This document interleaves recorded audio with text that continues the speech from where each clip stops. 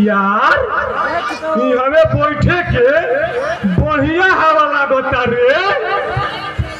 हाँ तो हमनी के जिम्मे ना कोनो काम बा और ना कोनो धाम बा। अरे पता ना ये घड़ी सब ससुरा तासरा खिले लकिने बाल सरे। हाथ उठाओ ना। यही टाइम पर तो दिक्कत होला। सब सारा खेती उती में फंस चला सब। यही घड़ी दिक्कत होला। अरे मर्दवा सुनले हवे रे का हौ रमकाता बा 100 पर 4 बेचल हो रे। हाँ तो का सरवा हमनी से बढ़िया बा। साल भर उनकरा देह में आ गुड़ में कदई आ पाकी लग रहेला। लेकिन तो ओकर 100 पर 4 बेचल देखनी हनु। हाँ तो हमारा कॉलेजवे पे सांप लोटे लागल हो।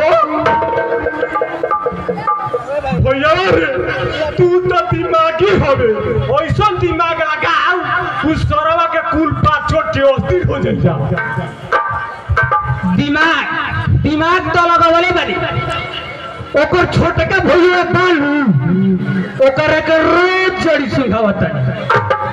अब देख कवना दिन हमार जड़ी कहाँ आवता। अरे तू बताई तबे न हमनी तू आदमी भिखारी होई।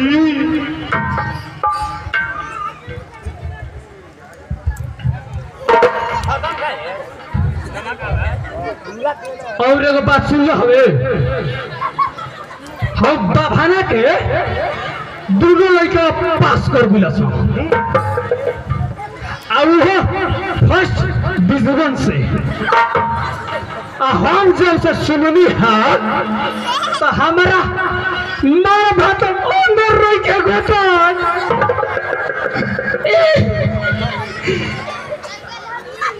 तो हमारा नहीं बुझाई।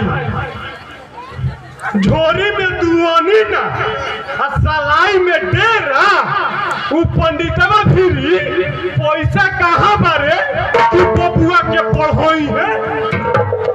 अरे देखी है इहे कमा करियो सर जोन हमनी के तीसरा में फेल करके करत नहीं जा।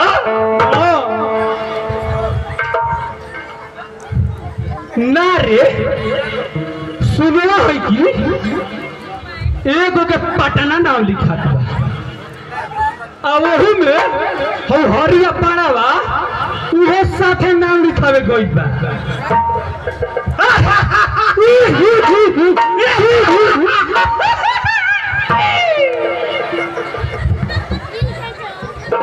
अरे एगो बाल एगो ठूठ बाल ठूठ मिल के चलल पासन लइका पढ़ावे। अरे देखी है कुछ दिन में घरे लौट के अइहा सन हमनिए के ताश के पार्टनर बनिया सन। अरे खाली बातें होई कि और आगे के कुछ क्रियाक्रम होई का कही अरवा आज तो हमारा भी 1 रुपया ना रहे। ओनी ये रंजुआ के लड़कावा के तबियत खराब रहे तो करा के सूदी पे पैसा दिवनी वही में से 50 रुपया कमीशन कमैले रही तो खूब 2-3 दिन पाउच चलल हो असही बराबर चक्कर चलत रहत बा।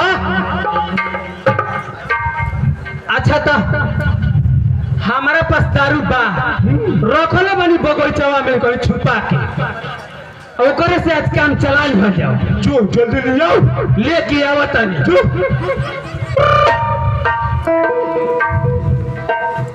ए राजा अभी लोइका पानी ए राजा अभी लोइका पानी जाके सुत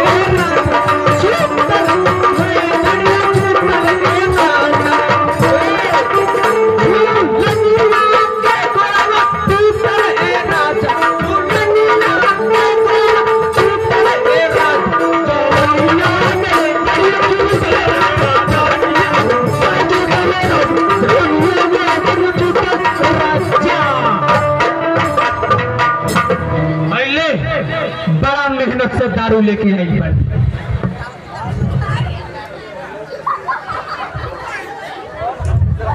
गिलासिया तो लेबे ना कइले रे एमे देरी का पटियाला पैक बोनु अब पी के तू नदी मधुआ चल जाओ।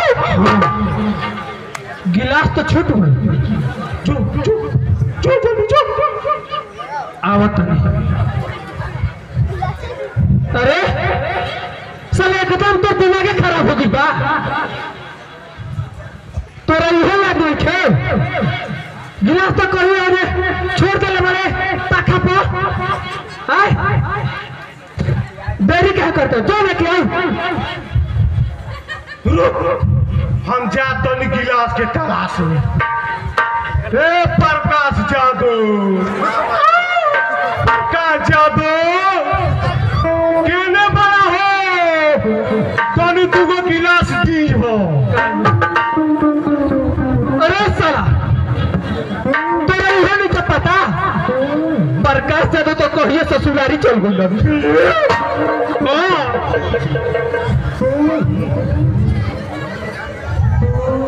का करी मर्दवा हमर दिमाग अभी उल्टा पुल्टा काम करता। अरे अच्छा तो हम जातनी क्यों से गांव में से मांगे अगर फिर गांव दारू पिए लगी तो तोनी को झूठा गिलास खोजे में दिक्कत ना। तेहाई भर फ्रूटी हम आवतन गिलास के जुगाड़ करके ना तो तोर भाषा खत्म होखे वाला नहीं थे। आवतन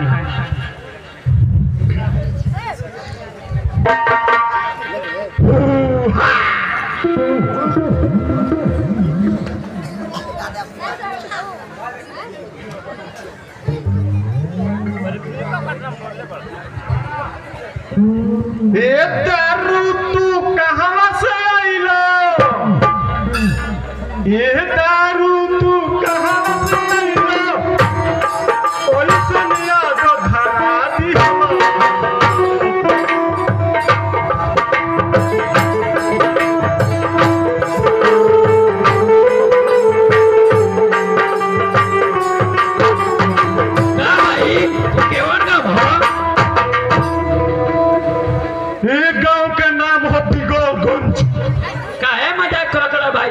सब बतलावा ना।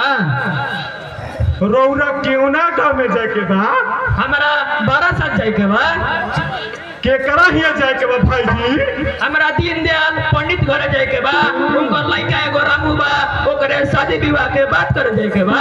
हाँ हाँ इहे गाँव ह जाई एक गाँव के पोछी मोरे उनकर घर बा जाई वो बेचारा खाए पिए के व्यवस्था करबे करी है उ बड़ा दिक्कत में पावे। हर साल 1-2 बीघा खेत बेचबे करेलन आ जब से उनकर मौगी मरल उनकर कुछ गलती अब धरा गइल बा। आ सुननी हन कि छोटका उनकर लड़का बा शायद बाहर में गइल बा पढ़े। लेकिन भाईजी रौरा तो सब जानते बानी लेकिन सब हम जानिए के चलल बानी। खैर रौला रेखा साचा और ईमानदार आदमी हर गांव में होलन जेकरा अंदर छल कपट ना होला। देखी ना रौरा कितना साफ साफ बात बतला देली। ठीक बा भाईजी हम चलत बानी धन्यवाद। जा तोड़ तो चुप पाता पूछता डांस बजाई डांस के मायने अरे चूसता देवरा चूसता उठवा के ललिया हमार चूसता देवरा चूसता देवरा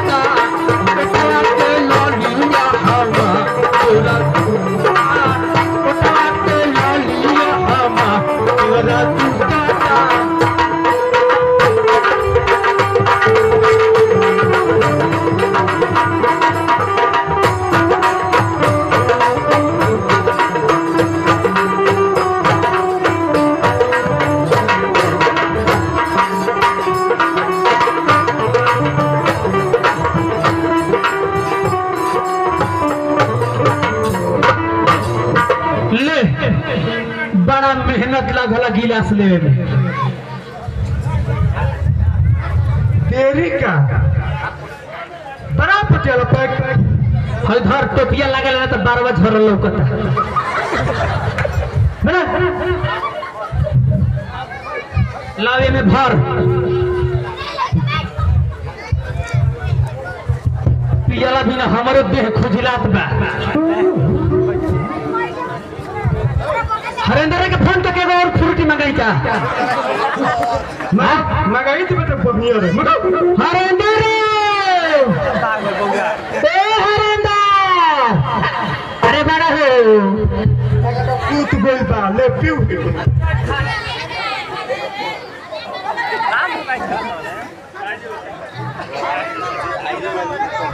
मार के पूरा घर में सुखा ई जाना तड़े कहे सफेद बा आ जाना तड़े ई फ्रूटी ओरिजिनल का ना हम बहुगवा हम मुसहरा बटेरा वाला। अरे छोटा का सलामी आजे गड़गड़ा चल अरे हे जे छोटी है ये में घुस गया हमारा ये ना बुझाला। हां तू सरवा दरुया पिए लस्तो हई भूर गोला के काहे खाती कर रही आवाज रे हमारा तो इहे मत ना बुझाला। ससुर हाथा ना छोट बात। अरे ये बताओ हई एगो कोनो के गरियाई पे तो लाठिए से मारी आ ऐसे तो जवन सुनी तवन कही अरे जाए दो पियाला खोला में गरिया दिले बा कोनो हमारा के गाड़ी देले पा बाहर बेटा बाप हम कही ना नू बाका दिमागी हवे एगो तो हम बात भुलाइए गो रही एगो पंडितवा के रमुआ है सुनू वो करे एगो अगुआ भेटाई रहे तो ते कुछ ना कहल हमें कहे के तो हम पूरा कहानी कह देनी एकदम ससुरा उहे अगुआ थे तो बुझाई हो कहता कि हम सब जानिए के चलल पानी तब तो लागत हमनी के ओकरा पर दाल ना गली। अरे हमनियों के कम थेथर भई जा आपन थेथर जारी रखल जाओ जारी रहे काजल सारवा पे लह जाए हमारा में गोली वाला कौन साला बाभाना के कुछ नहीं खे आ तबे अगुआ पर अगुआ गिरल बड़ा सो और साला हमनी के बाल बच्चा के कोनो पोछो नहीं खे उठावे वाला ते कहला है ना कि पंडित सुखन के यहाँ एगो लड़का बा तनी ओकरे पोछवा उठा दो।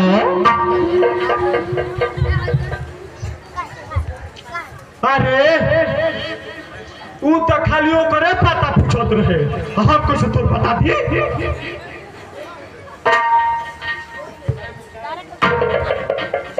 अरे आता पे तेरा का याद अच्छा छोड़ चल तनी गांव के हरियरी के हालचाल ले लिया जाए। चल चल एगो नचनियों के लिए लियल जाओ ले आओ तो मन रखनी के तबे नु मन लागी रखबे करी रुक रुक जा तबे जो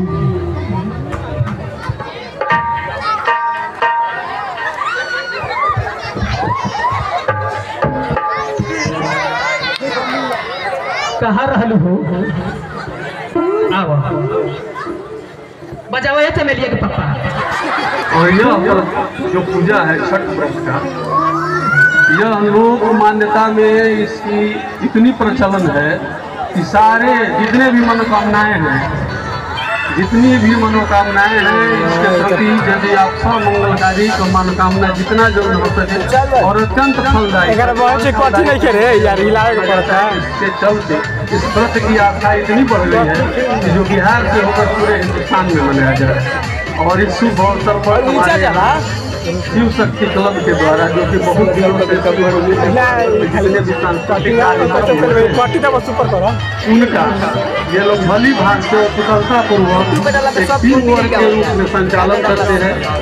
और इनके सतत प्रयास, हालांकि ये 2 महीनों से चल रहा है, हमेशा शिव मंदिर के प्रांगण में इनका सतत प्रयास रहा है कि जो भी रंगमंचीय कार्यक्रम हो या सांस्कृतिक कोई भी कार्यक्रम हो, उसका ये सफल ढंग से प्रस्तुतिकरण करते हैं। और अभी आज के दिन, आज के शुभ अवसर पर बाल मंडलियों द्वारा, इन बाल कलाकारों द्वारा, जो कि अभी अभी समाज के सही दिशा में अपने कदम रखते हैं, इनके द्वारा एक महान सामाजिक नाटक की घर के बंटवारा ना हुई, संयुक्त परिवार के विखंडन के बाद किस तरह की दंश झेलना पड़ता है परिवार को, जो एक एकांकी परिवार हो जाता है जिसमें पुरुष अपने पत्नी और अपने पुत्र के अलावे और अपने परिवार के निजी परिवार के अलावे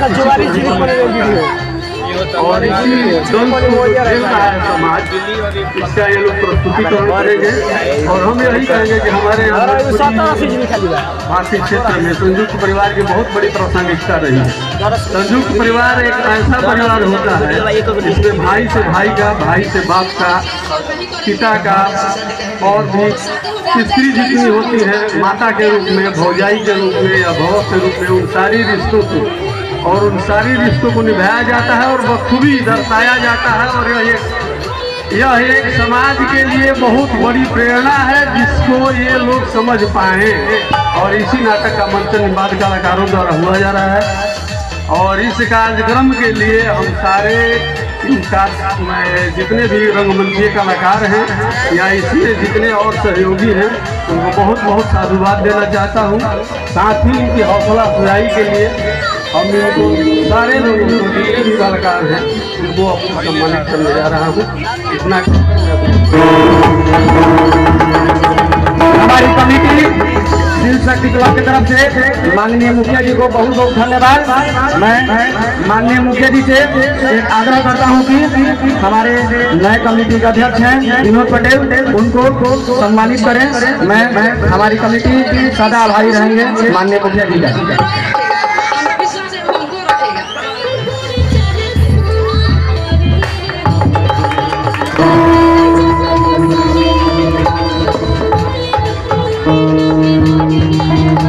बहुत बहुत धन्यवाद हमारी कमेटी की तरफ से माननीय मुखिया जी को। मैं एक और आग्रह करूंगा, हमारी कमेटी के जितने भी कलाकार हैं वो मुखिया जी की तरफ से एक छोटा सा पुरस्कार और भेंट दिया जाएगा।